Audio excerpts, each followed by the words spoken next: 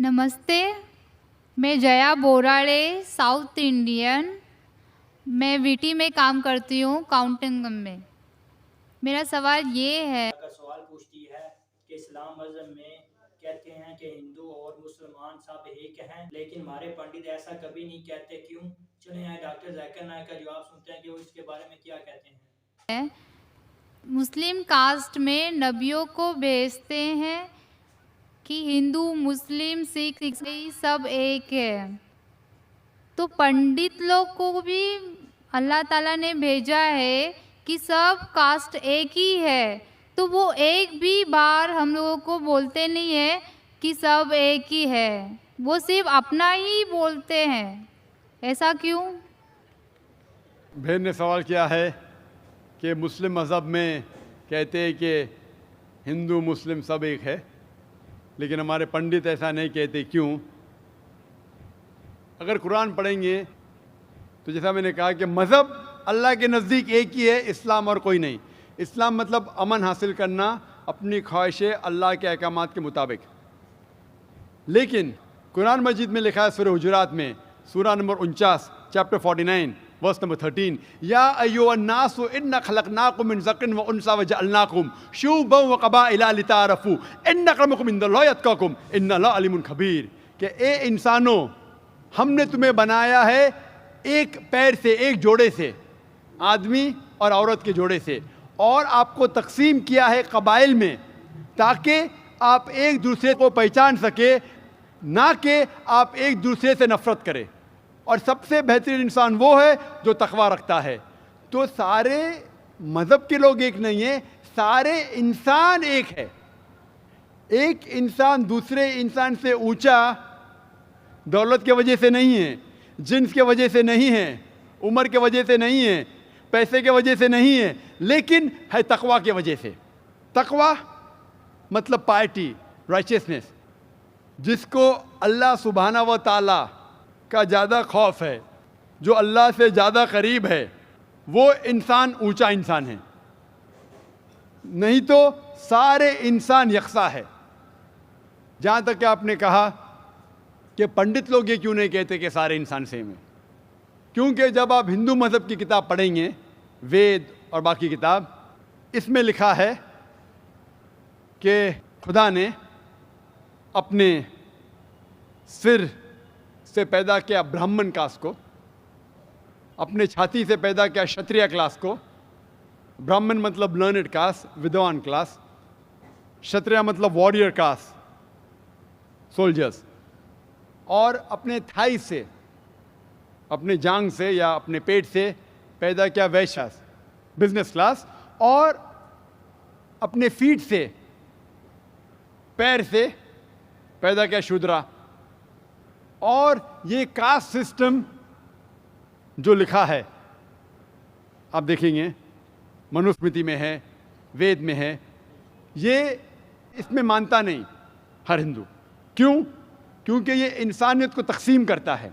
हमारे इस्लाम में सारे इंसान, चाहे गोरा या काला, अमीर या गरीब, राजा या फ़कीर, अल्लाह के नज़दीक इंसान यकसा है। ऊंचा तब होता है जब तकवा ज़्यादा है तो और अच्छा इंसान है।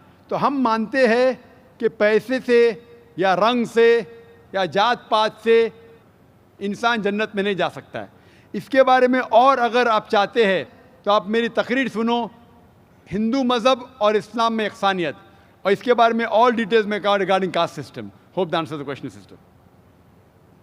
माइक नंबर 2 से कोई सवाल हो भाई। अस्सलाम वालेकुम जाकिर भाई, I am Joseph Fernandes, working in a call centre. मेरा सवाल आपसे ये है कि मुझे कई दोस्त मिले जिनमें से कुछ सिया है और कुछ सुन्नी। जैसे आपने कुछ देर पहले बताया कि जो इंसान मानता है कि अल्लाह एक है और मोहम्मद अलैहिस्सलाम आखिरी पैगंबर हैं, तो मैं मानता हूँ इस बात को। तो अगर मैं ये कहूँ कि मैं मुसलमान हूँ तो ये झूठ नहीं है।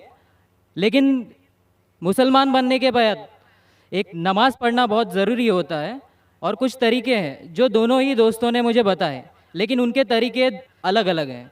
तो मुझे ये समझ में नहीं आया कि किसका तरीका मैं अपनाऊं, क्योंकि दोनों ही अपने तरीक़ों को सही समझ सकें। भाई साहब ने सवाल किया कि अगर अल्लाह एक है उसमें मानना है और मोहम्मद सल्लल्लाहु अलैहि वसल्लम पैगम्बर है तो मैं मानता हूँ, तो उस तरीके से मुसलमान हूँ मैं। लेकिन मेरे दो दोस्त, एक शिया एक सुन्नी, और मुसलमान बनने के लिए नमाज़ पढ़ना ज़रूरी है, तो किस तरीके से नमाज़ पढ़ूँ? भाई साहब, आप कहते हैं कि अल्लाह एक है, आप मानते हैं कि अल्लाह के पैगम्बर मोहम्मद सल्लल्लाहु अलैहि वसल्लम आखिरी पैगम्बर है, तो आपने कहा कि किस तरीके से नमाज़ पढ़ूँ। ये शिया सुन्नी जो आपने पूछा,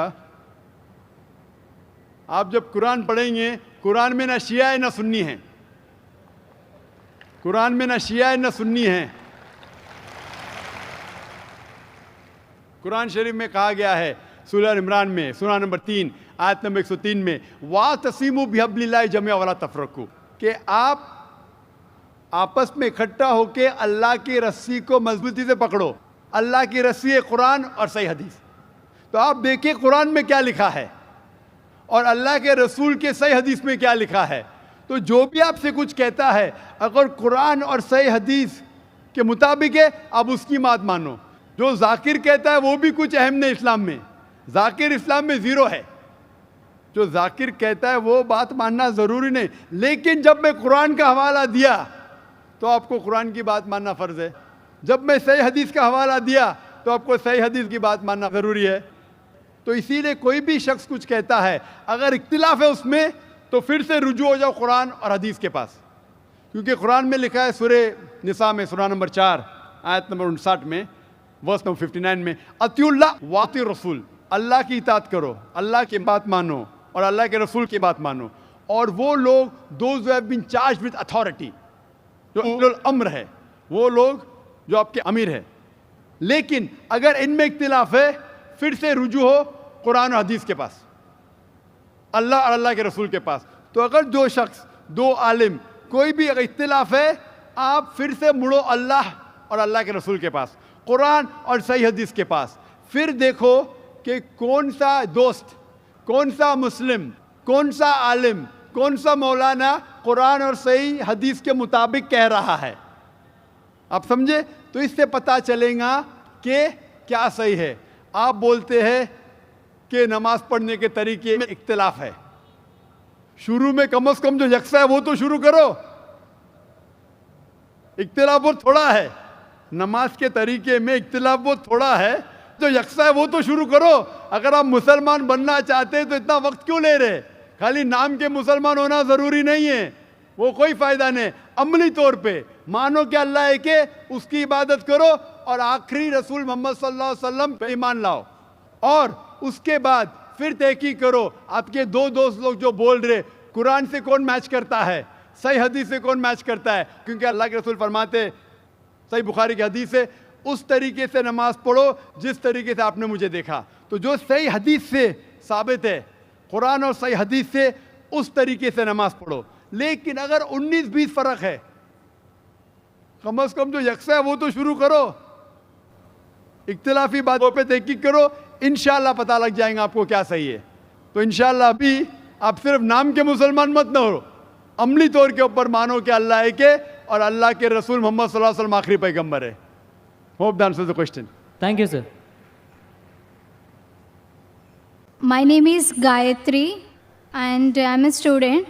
मेरा सवाल ये है कि मेरी सहेली ने कहा था मुझे जो कुरान में दिया है वो सब सही है और मैं ये मानती हूँ और सारे मज़हब को मानती हूँ मैं। लेकिन मेरा सवाल ये है, मेरी सहेली ने कहा था जो हम लोग हिंदू में भगवान को पूजा करते हैं, जो हम लोग मूर्ति को पूजा करते हैं जो पत्थर का बना हुआ रहता है, लेकिन मेरी सहेली कहती है वो पत्थर है जो तुम्हें कुछ नहीं देगा, भले तुम कितना भी मांगो वो तुम्हें कुछ नहीं देगा। इसलिए तुम है ना हमारे जो कुरान शरीफ है तुम पढ़ो उससे और तुम्हें अच्छा लगेगा। और मैंने कहा कि बचपन से हमारे पेरेंट्स ने जो सिखाया, जो उन्होंने सिखाया भगवान है, हर एक मज़हब में हर एक पेरेंट्स अपने बच्चों को सिखाते हैं कि जो भी मज़हब है उनके बारे में जानकारी देते हैं, भले हमारे गुरु भी देते हैं, लेकिन जो बच्चे हैं अपने पेरेंट्स को और अपने गुरु को ही फॉलो करते हैं। मैंने भी ऐसे ही किया, लेकिन मेरी सहेली कहती है कि वो गलत है तुम अपनी पत्थर को कुछ भी मांगो वो कुछ नहीं देगा, हम अल्लाह को एक मांगेंगे तो वो हमें सब कुछ देते हैं। बहन का सवाल है कि वो हिंदू है, बुत परस्ती करती है, उसकी मुस्लिम सहेली ने कहा कि बुत परस्ती मत करो, गलत है, एक भगवान में मानो, एक खुदा में मानो। लेकिन ये बहन कह रही है कि मैं मेरी वालदा की बात मानूं, वालदेन की बात मानूं या गुरु की बात मानूं, क्या सहेली की बात मानूं? बहन, सबसे बड़ा गुरु है ईश्वर, सबसे बड़ा गुरु है अल्लाह। आप ना सहेली की बात मानो, ना वालदेन की बात मानो, ईश्वर की बात मानो। ईश्वर क्या कहता है, भगवान क्या कहता है, और इसके लिए जो कुरान क्या कहता है, अगर उस चीज़ को आपको नहीं मानना है तो इंशाअल्लाह अगले शनिचर आओ, मेरी तकरीर है खुदा का तसव्वुर मुख्तलिफ मज़ाहिब में, और ये तकरीर में मैं साबित करूँगा आपके किताब से, हिंदू मजहबी किताब से, कि हिंदू मजहबी किताब में भी लिखा है कि खुदा एक है, उस खुदा की कोई प्रतिमा नहीं है और बुत परस्ती हराम है। इंशाअल्लाह आप अगले शनिचर आइए 22 तारीख को, इंशाअल्लाह तकरीर के बाद आप फिर से सवाल नहीं दोहराएंगी।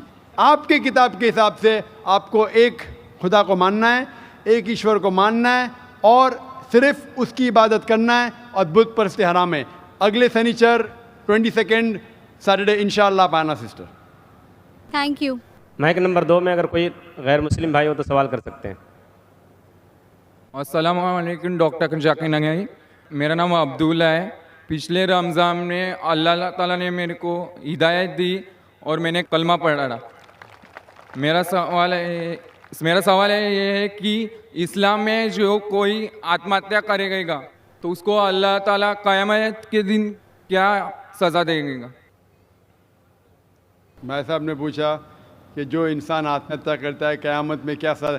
आत्महत्या करना हराम है, और जिस तरीके से वो आत्महत्या करेगा, सही हदीस में आता है, उसी तरीके से उसको सज़ा मिलते जाएंगी क़यामत के अंदर। तो इसलिए आत्महत्या करना हराम है। ये ज़िंदगी अल्लाह सुब्हानहू व तआला हमें दी है और हमें जीना चाहिए अल्लाह और अल्लाह के रसूल के अहकामात के हिसाब से। अगर नहीं करेंगे तो आप आखिरत में सफलता नहीं पाएंगे। व आखिर दावाना अल्हम्दुलिल्लाहि रब्बिल आलमीन।